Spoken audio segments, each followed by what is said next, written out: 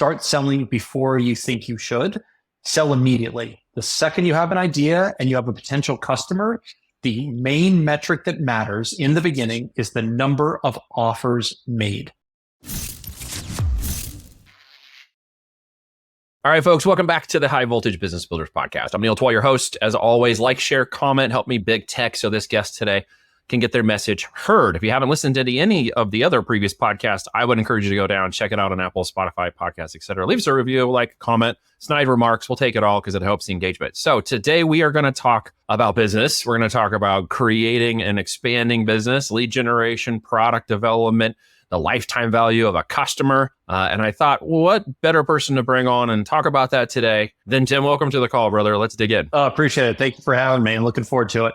All right. So you got a breadth of experience in this. You got a deep background. I don't normally, we go for 20, 25 minutes of pure value, but give us 5 minutes of you first and then tell us why we should listen to you. And let's hear some of that wisdom I heard earlier that I know people are going to love when they get to listening to you. Sounds good. I'll try to do it in 2 to make sure we can give as much value as 2 possible. minutes. So Go. Sounds good. I was the kid in middle school who took a briefcase to school to the great dismay of my older and younger sisters. Clearly, I was always the cool kid, but really above and beyond that, I knew that I always liked the idea of being kind of in business. My dad was in the investment world, but I knew I didn't want to be kind of a small cog in a big wheel. And entrepreneurialism kind of at that time for me was just solving problems that I saw around me. And it was kind of my creative outlet from a very early age. And that took me to founding a company in college. I went to school in Washington, D.C. And as a college kid, we started a late night snack delivery business because in DC, there was nothing open late night. So we created the solution that we were also our primary customer, which is actually a great way to start a business. Late night snacks. Yeah, exactly. That's cool. I love that. Yeah. And then from there, I knew I wanted to go into finance, but I didn't want to be in a big bank. Spent a short time working in a retail brokerage organization, but then moved into finance through hedge funds. And I wanted to raise money and do storytelling. And in my early 20s, I was able to raise over $300 million before the age of 25, simply on the idea of bridging the gap between people's needs around returns and a safe place to put their money and for appreciation and capital preservation, and the way that we saw the world as far as kind of portfolio management and things like that. So made a market call in December of 2007 that the world was going to get ugly and fast. And we were a little early, but we were proven right with the 2008 stock market crash about 9 months later. Took my leave, moved into technology and fitness. My wife and I were both Division I athletes in college. Got into technology kind of before Fitbit and Peloton and all these other concepts that are out now. Did that for about a decade. And that introduced me to a company called GymLaunch, which is founded by a husband and wife team, Alex and Layla Hormozi, who a lot of folks now know for acquisition.com and the $100 million leads and all the other things that they've been up to. So long story short, I've done a lot of things, put my money where my mouth is, have all the battle scars to show for it, and appreciate the opportunity to hopefully save somebody a little bit of that heartache along the way. Yeah, dude, that is fantastic, man. What a resume. So 300 million by the age of 25 is no small feat. Yeah. How much time, energy, and effort did it take you to develop that? So I think I had a huge dose of naivete at the time because it was kind of one of those, nobody told me I couldn't, so I just went ahead and did it kind of things. And it was, quite frankly, just one step in front of the other. I was single. I crisscrossed the country to talk to investors. And the thing that it proved out for me was to understand who we were, what our unique selling proposition was in the context of a very established, you think about the investing community. Yep. It's as like the old school, been there, done that kind of industry out there. And this is the way things work. A young kid in his 20s shouldn't be able to do kind of what I did, but it was one of those understanding the audience, understanding marketing and the messaging and the positioning, and then having a quality product to back it up. So yeah, proves that the right person at the right time and the right place makes all the difference. Again, who you know, say this a lot, and then what you know keeps you there, right? Yeah. So obviously you were learning on the fly. You had some people around you clearly to help you gain that knowledge, which was amazing. Yeah. But it led you into online, into marketing and development. How'd you get introduced to Alex? So I was running a multi-unit gym chain. We were part of a franchise. I was a franchisee for quite a while. And then in 2018, I ended up buying the parent company, and it sits in a portfolio that I hold to today.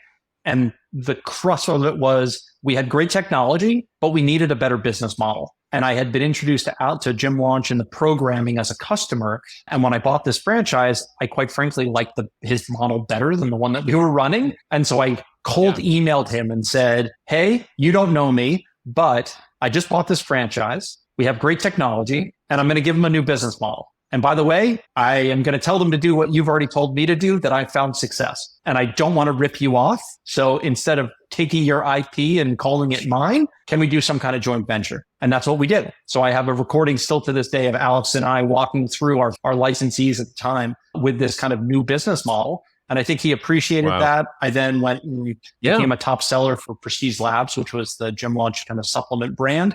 Won a trip to come meet him in person, and the rest was history. He and I hit it off, and a couple months later, he said, do you want to join the team? We're kind of taking off like a rocket ship, and we need someone like you to help us along the way. And so I was able to join Alex and Layla and our CFO as the 4-person executive team that grew that and exited it about 2 years ago. Congrats. That's fantastic, dude. What a story, man. You've heard a lot of life. You don't look 25. I appreciate that. Have you? I suppose you're not 25 anymore, but we won't tell anybody. We'll call it that. But we'll leave it at 25. So, man, what an experience and what a ride. But where did that leave you? So obviously you have a portfolio. You mentioned you still have some of the businesses you owned in the past. You've moved kind of to another stage in life. Where are you currently focused now in business or helping?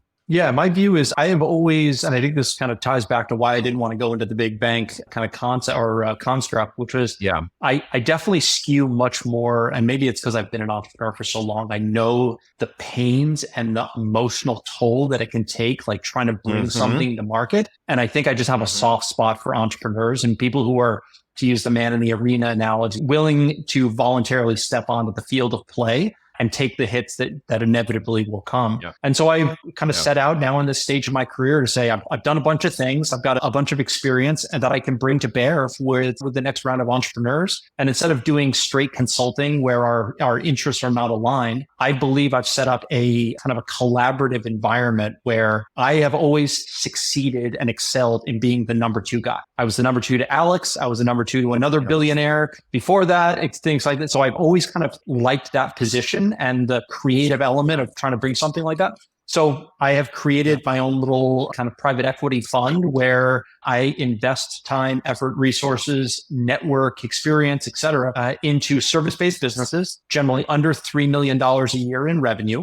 And I help grow the business and all for participation. So I'll take a small piece of the company. If it's successful, my piece becomes worth something. If it's not, you get free advice. But I always very much put my money where my mouth is. And my vision going forward is to be able to align myself with a sufficient number of entrepreneurs where we can influence $100 million in revenue a year or more in the next 5 years. Well, you borrowed from, and not negatively, but I think you also helped coin the phrase as well as helped with the book and you helped with the marketing and helped with everything. So I give you the credit for the activities and things that you've done, but you basically got an irresistible offer. You come into a business, you help them format their framework and get them to scale, and then you earn a piece of interest in the company. And once it's up and running, that becomes a basic passive income revenue stream for you by leveraging, which is basically an irresistible offer. Am I missing it? That's the point is, as those that are familiar with the line, make an offer so good that they're stupid to say no. And really it comes down to finding the right situations where I can immediately deliver value.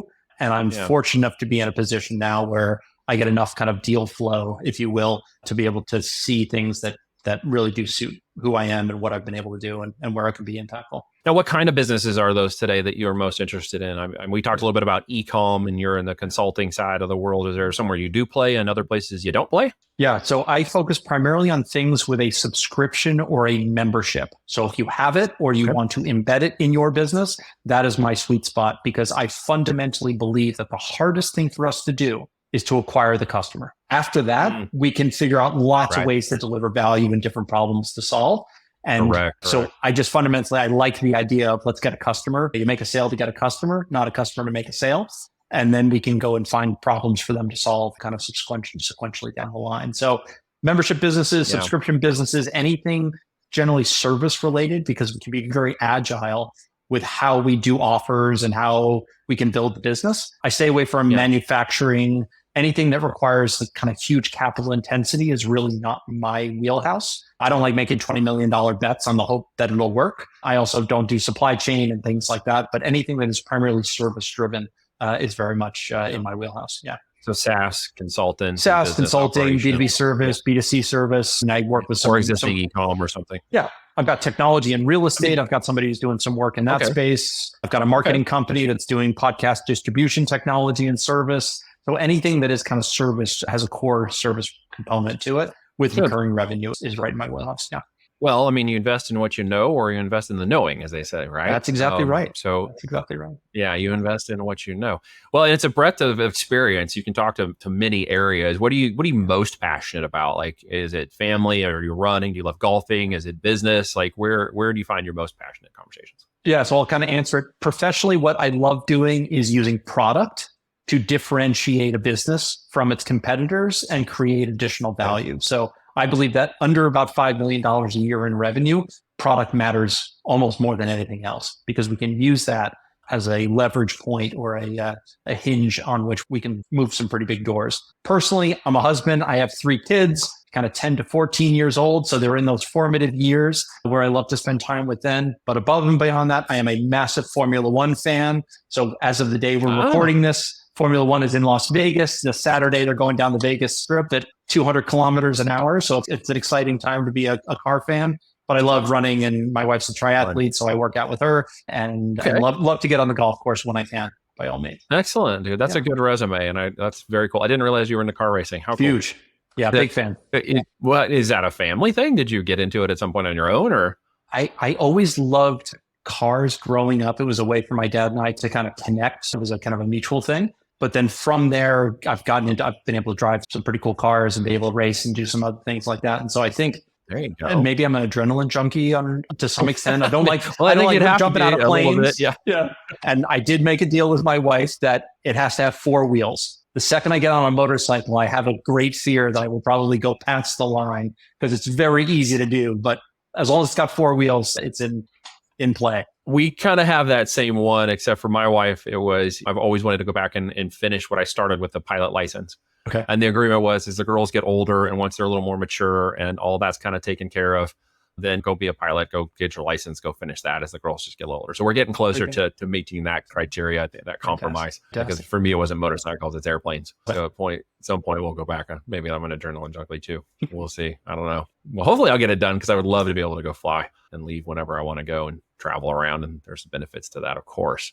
But F1 Formula, that's fantastic. Yeah. So you are a guy that likes to go fast. So slow business doesn't make sense to you, which I appreciate. Just saw some of the most recent updates for this quarter this year in terms of business acquisitions and averages across SDE and acquisitions and M&A and everything else. And then basically we find that Amazon is up, which is cool. E-commerce is up, which is cool. And to the service and SaaS side, to your background and point, a multi-channel e-com company with subscriptions based on it is now up to 6 to 8x in terms of X evaluation. So you're seeing the same thing in your experience?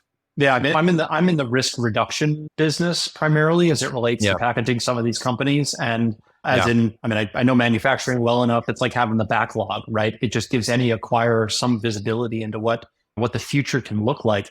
And when we have subscriptions and we have a very stable churn or retention metric, that allows us to be able to have a very substantive conversation around kind of what is the financing structure around the deal, because we have some forethought, some insight into what the next kind of 12 to 24 months looks like, instead of just obviously, being able to be subject to the one-off sales where you're always needing to kind of sell to make that deal work. So I'm seeing very much the same thing, and a lot of some money chasing interesting deals. Yeah. Well, I mean, there's been a change. There's been a dip. We noticed the last few years, obviously, with COVID and the bump that occurred for e-com has kind of come back down and leveled off. There was too much acquisitions at too high prices previously. And now we're seeing quite a few new businesses enter in the market with more reasonable price points and more reasonable asks. So I'm interested to see that you have the same kind of perspective on it as well, because the opportunity to build something is always there, and obviously to sell it is always there. So for those who are listening, brand new, maybe wanting to get an e-com business, SaaS, software, et cetera, or somebody who's stepping into that entrepreneurial ring, as you said earlier, what would you tell them? And then what would you tell the people right behind them who were already in the fight? What would you want them to know if they're listening today? Yeah, for anyone who's considering kind of getting into the game, if you will, is start selling before you think you should. Sell immediately. The second you have an idea and you have a potential customer, the main metric that matters in the beginning is the number of offers made. I'll say it again. The only metric that matters in the beginning is the number of offers that you make, because you will find product market fit faster, and you will avoid the foreseeable mistake of building it and hoping they will come, which is what effectively undermines the potential success of just about every failed company out there, especially in the beginning. Those kind of fail to launch type situations. Yeah. For anyone who's already in the market, survey your customers, be super diligent about the product that you're putting on the field, specifically around churn and pricing. I think there's a lot more price elasticity than a lot of people give credit for. And that can both be within the existing product mix, as well as understanding what other kind of ancillary products or services that you can offer to help boost that LTV. I think if you've got existing customers, treat them like they're the last customer you will ever acquire. And then ask yourself, what needs to be true for them to never leave and for them to bring the next 5, 10, 20, 100,000 customers down the line. Don't worry about scale. In the earlier time, you will figure that out. I think so many people get caught with, I can't over deliver because I can't do this for 1,000 people. You have no revenue. So do it now, and then you'll figure it out along the way. Don't put the cart before the horse. 100%. Well, my mentor always beat into my head, and I tell everybody who will listen, sales fixes everything. It does. Sales fixes everything. Gives you options, right? for sure. Sell with integrity. Yeah. Don't sell like a used car salesman. That's not what we're talking about here. Yeah. Sell with integrity and sell something you can deliver and produce with results, product, service, or otherwise. But yeah, sales fixes everything. You got to know if there's somebody to buy it out there. And there's such a limiting belief that people will want to buy what you have and that they're willing to buy it at higher prices. I constantly have this conversation. I had one earlier that it's like, well, there's another product, but it sells for half my price. Okay. Do they provide half your value? Are you providing twice their value? And if the answer is yes, then you should sell it at the price point the market will bear, because whatever the price will bear, the market will bear. You can sell it at what it's the value of the worth of the person who's buying it, the solution. So it's always a limiting belief because you're like, well, I don't think they're going to buy it for more money. And it's like, well, no, they're not buying the product. They're buying the outcome. Correct. They're buying the results. You have to reframe that. Is there a way that you speak to people in that kind of tonality or a phrasing, or is there a different language you use, or is that kind of the same language? Yeah, absolutely. And the 2 points I would make is so often I see folks trying to do the one size fits all solution. So to your point, they won't pay more. It's like they might not pay more for the same thing you're offering right now. But again, what needs to be true for them to pay 10 times what they're paying right now? There is a world where someone will pay you for that. Just the product stack has to change. You can do the reverse as well. So you're probably overpriced for the bottom part of your market, and you're probably underpriced for the top part of your market. So understanding kind of the 3 to 5 client avatars that you have is super important because you need to tailor something to each of those. The second point I would make is I have a framework, which I call it basically the rapid product expander.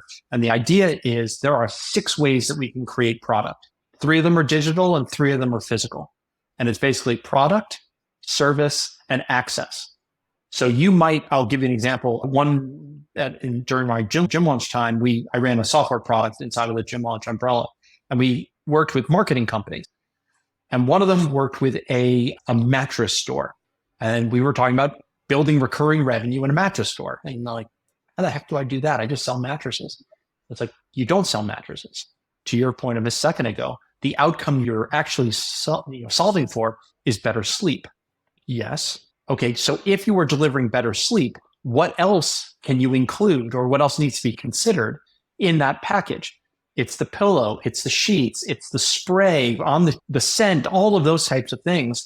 And we ended up building a basket of goods and services around a single kind of larger purchase. So they had a physical product they were selling, but then we sold other physical products. We also sold the recurring revenue of recurring sprays and sheets and things like that. The access was an in-store demo of how to actually choose the right pillow size, shape for you. The digital products could be ongoing drip campaigns around how to disconnect from your phone at night, how to do a better wind down process, whatever it might be. And they were blown away by the concept. So I would encourage anyone to think, it's actually a really good thought exercise, is fill in every one of those boxes. And I'm happy to, for anybody listening at the end of this, I'll give you a way to get that process, that framework, so you can do it in your business as well.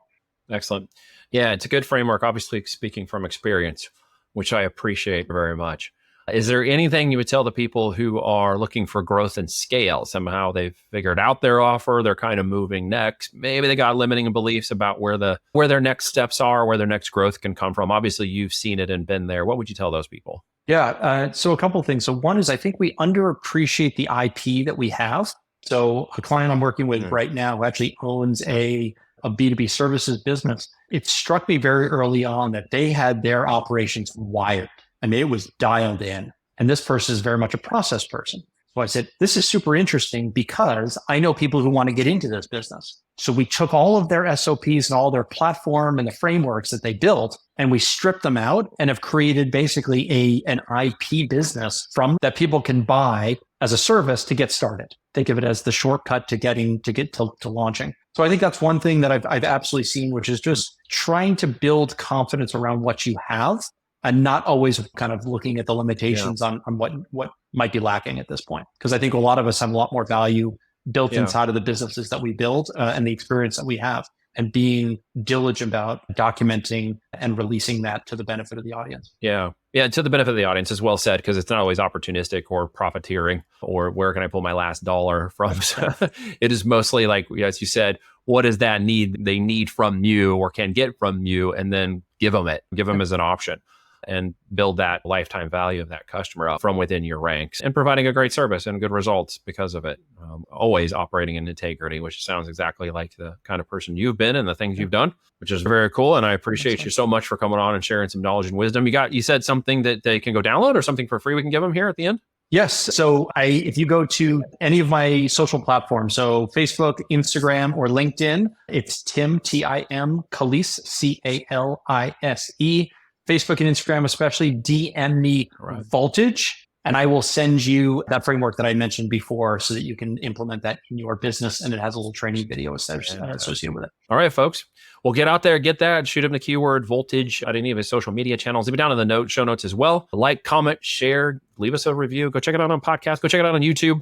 Make sure you engage, ask questions. We'll be tracking that. If there are any great questions for Tim that he doesn't see, we'll make sure he gets them. And Tim, thanks for showing up, man. Thanks for sharing some knowledge and some experience. And I found some golden nuggets in here, and I sure appreciate you doing that today. Well, I appreciate you having me on. Thank you, Neil.